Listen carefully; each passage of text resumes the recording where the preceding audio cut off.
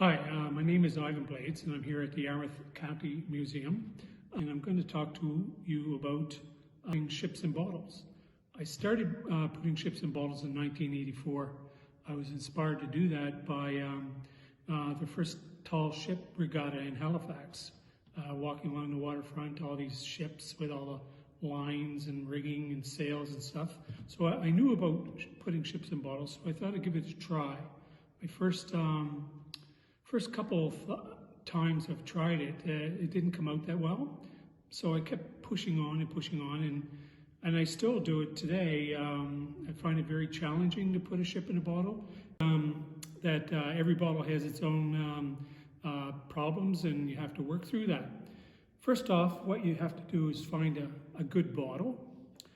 These are my favorite. They're called pinch bottles because they're like pinched. They're very high and they're kind of unique in a way, but the big thing about finding a bottle to put a ship in it is that the glass is really clear.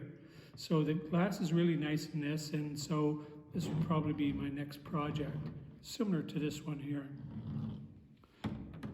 I start off by measuring that bottle very close to what the opening is and how high it is, and that lets me figure out the scale. And so once I figure out the scale, I work from diagrams like this. I change the scale of the diagram to work so it'll go inside the bottle and stand up inside. Once that's done, then I know all the pieces that I have to make and how big the hull is. And all the pieces are made by hand. It's not a kit or whatever. So I just pick out a nice piece of pine for the hull, hardwood dowel for all the spars and the rigging. And this is how it works. This is one that's collapsed.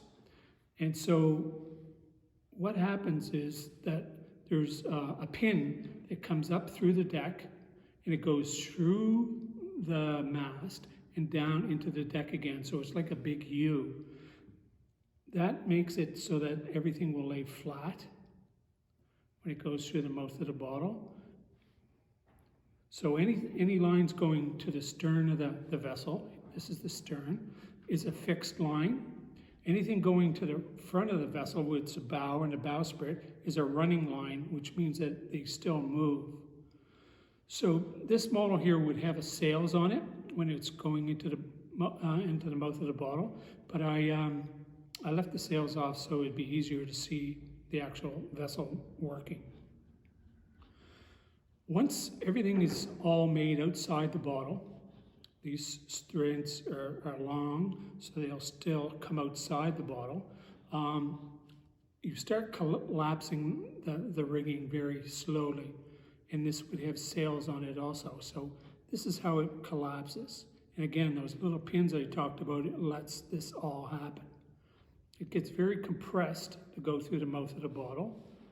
But once it's inside, in the putty, which I use for the sea, I push it down into the putty so it's affixed to the bottom of the bottle.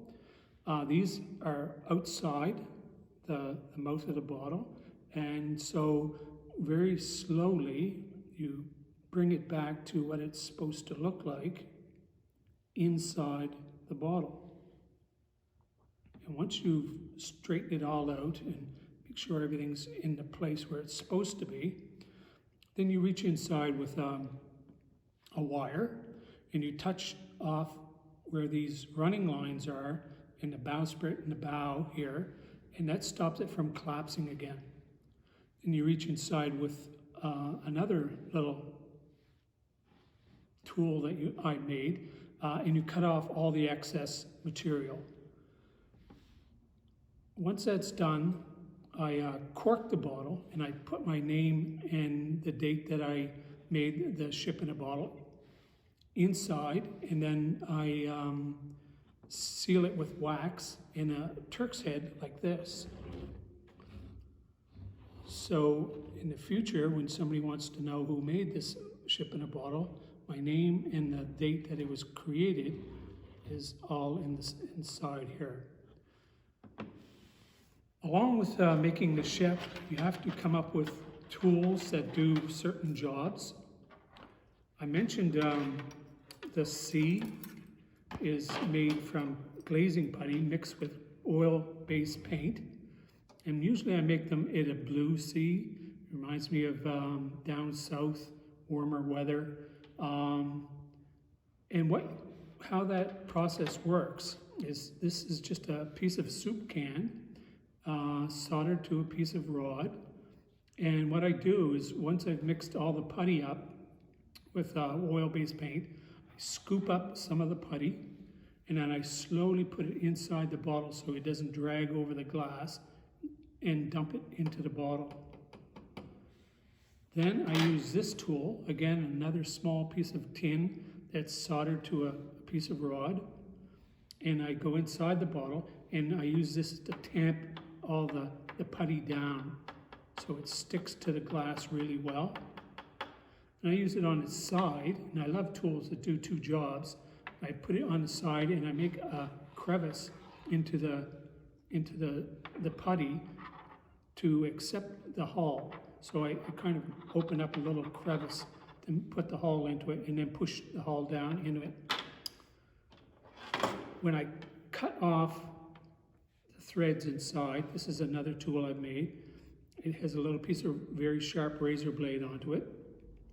And I reach inside and I can cut off all the excess threads inside the bottle. This is one of my favorite inventions. It's a mechanical pencil, and I've elongated the pencil. So the way I launch ships in a bottle is I hook the elongated pencil onto the bowsprit, and I can slide the ship inside the bottle and release it inside and then withdraw the tool. So you have to make all your own tools, and like I say, most of the pieces of coat hanger in the house is cut in different lengths and for different reasons. But again, it's one of the challenges of putting ships into bottles is that you can't go to the hardware store and buy something like this. You have to come up with making your own tools for the specific job that is done.